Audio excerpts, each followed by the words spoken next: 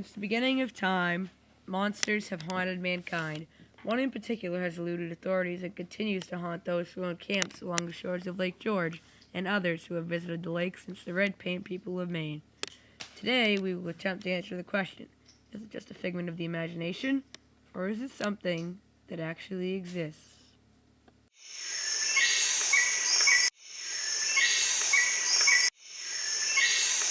You guys are crazy to think there's monsters in this lake. I've been here for 4 years and never saw anything. What was that? Yep, that was the good old days. Me, Jasmine, Lily, Ginger, and Jamie with the camera.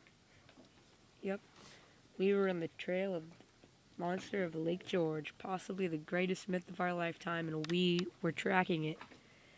That monster could do a lot of things for us. It could make us brilliant scholars. It could possibly win us a Nobel Peace Prize, or it could get us a lot of money, all of which had endless rewards. But this story, like life, does not turn out the way everybody plans. So, they'll just have to sit along and take the ride. As the winter months passed and snow began to melt, everything seemed to be in focus. We planned that when the snow melted, we would begin our expedition to find the Lake George monster. And when springtime rolled around, there was a little different attitude in the air as far as exploration. A lot of different ones. So now we know that there's a monster. What should we do with it? We should bring it back to its we should bring it back to its home place so that it can live happily ever after. Why shouldn't we make money off it and become famous? Why should we? Yes, the publicity. Yes, Why do we can need use publicity? money. Because we'll be well known for doing a good deed. How are we doing a good deed? It's harmful. I heard it bit some diver's toe off. Well, I don't have an if answer to that, it but gets spring back to the ocean, it won't bite anybody's toe off because it's so deep Yeah. down in the water, and the oil is just making it worse. it Wouldn't should it be? be locked away in a cage. It does no good to anybody. And besides, wouldn't it be nice to get some new iPods or jewelry or Red Sox tickets or a new hat that's not so bleh? Maybe some new Criticized. How do you Yeah. guys get in a kayak and go get some? A motorboat is so much faster. No, it isn't. You tear up the lily I pads. already in a have one motorboat. anyways. What? Lily pads are like last year's fashion. They smell good. Yeah, like old flies. And there's flowers too. Flowers. Yeah. Fashion. You can get that Jewelry is so faster. much better, which you get from money, which you get from caging up the monster. Why do we want to cage up the monster? Because it's evil. It harms evil, people. It's just misunderstood. We can get stuff from it, like iPods. Jewelry. Or doing it harm. It's not bad exactly. It's just trying to like tell us something. Like yeah, well, These guys are nuts. We could make a lot of money off this. We could be famous. I know a guy who's really interested in the monster right now. His name's Nelson something. Where does he live? Athens, Maine. Athens, Maine. Yeah, he likes to be kind of secretive. Who votes we should go there? We do. And it's settled. Tomorrow, let's go to Nelson's house. So, how much money are we talking? Oh, listen, you guys, this is absolutely sensational for you. Minimum of $3 million. And I'm talking about that's what you get right up front. You sign the papers here, we give you $3 million right up front, minus the licensing fees, the transfer fees, a couple of other executive legal fees that are sort of standard in a case like this. And you sign the animal over to me. Then there are caretaking fees too. But after that, you get 10% of all the profits that are made by this animal, minus any, caretaking fees, which are going to be trivial. So you're in, and you're going to be so famous if you do this. is it gonna hurt the monster? Hurt? What? How could we hurt the monster? The monster is our key to making a lot of money. Why would we want to hurt it? The money comes in as long as the monster is in good health. That's why the caretaking fees are actually in the contract, to guarantee that happens. What if the monster becomes in not good health? We got the medical fees in there too. That's fine, It's not going to happen. This monster's been around for a long time. The likelihood of it getting sick at this point Worst comes to worst, we have to transport him back, but the transport fees are already in the contract too. We bring him back, we put him in the lake for a little while, just to get him, used to things again. He'll be right back in good health. No problem. Richard, you're young, you're enthusiastic, I really want to help you out. Can't wait forever on it because I'm going to lose that other thing. So what you really need to do is sign the contract today, and then everything is guaranteed. I have to have the contract right with me, so just sign it, and we're in. You are so rich and so famous.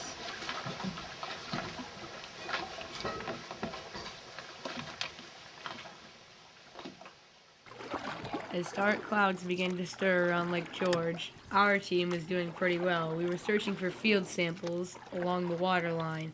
The current was picking up, and we didn't know how much longer to be able to search until... Tell me why we're doing this again. We're trying to find any trace of the monster possible. This current must be caused by the monster. We're getting closer. Wait, ew, what is that? Johanna, quick, over here. Tweezers. We'll take this back to the lab for samples.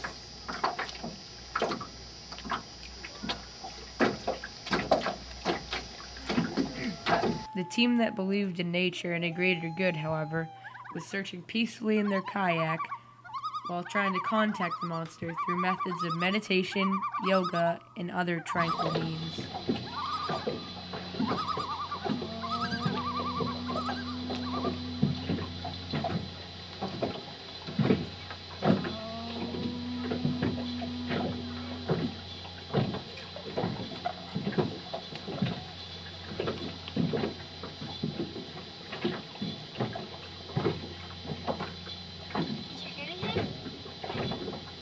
I think I did. Yeah, I hear it. It's talking. Under the boat. The humanitarian team consulted a famous folklorist of Maine for assistance on what the monster does and its attitude toward things. To the best of our knowledge, which is pretty great, I think, it's a long-lost cousin of the Loch Ness Monster from Scotland. But, where the Loch Ness Monster was a relatively evil creature and was known for terrorizing the village folk around the lake, this monster has been totally peaceful, except for when it's provoked. When it's provoked, it can obviously be dangerous. People should stay away from it. But beyond that, it's a mild creature. It lives at the bottom of the lake, helps keep the lake clean. Many people don't know this, but without this kind of monster, algae would be growing all over this lake. Algae everywhere would be no fun to swim in. Boating would be difficult. I mean, think about rowing your boat or kayaking through masses of algae. So this monster, it's not really a monster, it's just a good creature. Those jet ski things, kind of like you hear behind me now, I hate it. Then all of a sudden, the water kind of bubbles up like it's coming up, like a little bump or something, and the next thing you know, the guy vanishes. I loved it. There's no noise, nothing, just all of a sudden he was engulfed. It was perfect. Just like, you want to get that guy too. But this isn't Lake George, is it? And that isn't the monster, is it? There are some people who cannot recover from this monstrosity they have witnessed. Some of them have even been non-permanently muted. Very strange. Nothing's ever been seen like this before. I don't know if I can stand it. In my opinion, the patient is suffering from post-traumatic apoplectic hysteria from her exposure to this alleged monster. Whether the boaters stirred it up or not, I can't say, but it certainly caused a lot of commotion around these parts. But with years of intensive therapy and treatment, I'm sure they will all recover. Yes.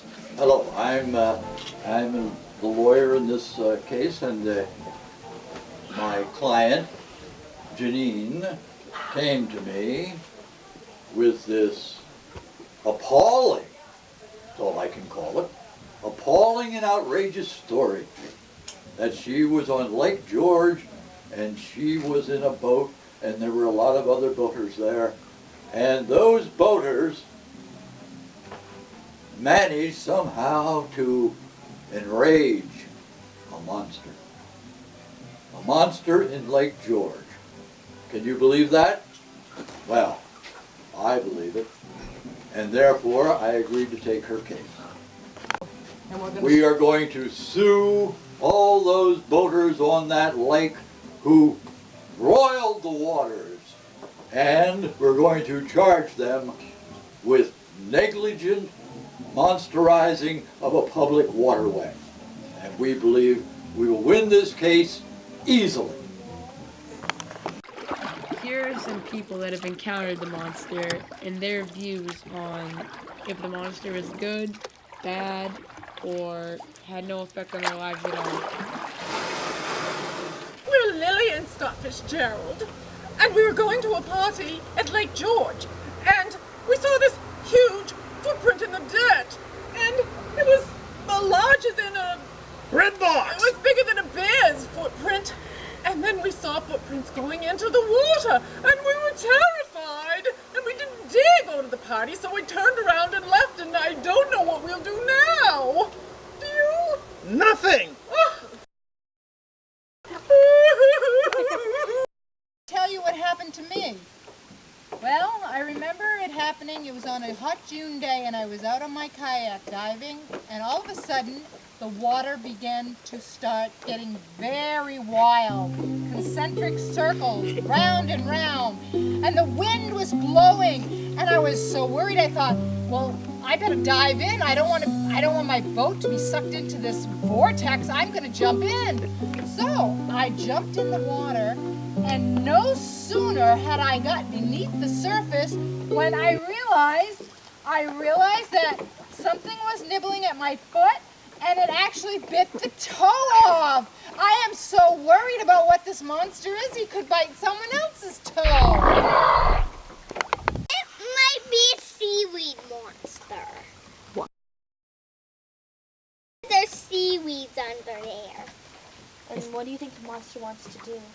I think it wants to put seaweed all over me and turn me into a seaweed monster. Okay.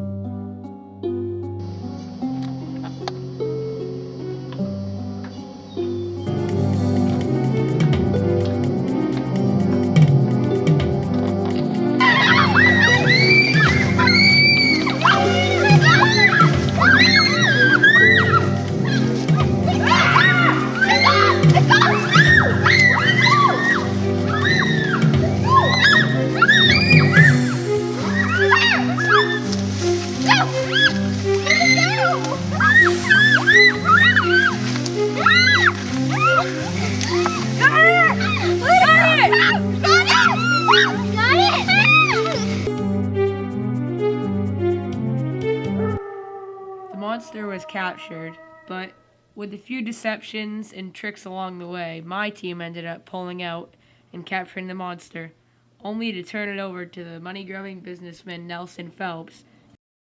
3,275, 43,375, 44,000, 45,000, 45,200, 45,000. I am so glad we got this monster. 45,000. Sir, the monster has escaped. What?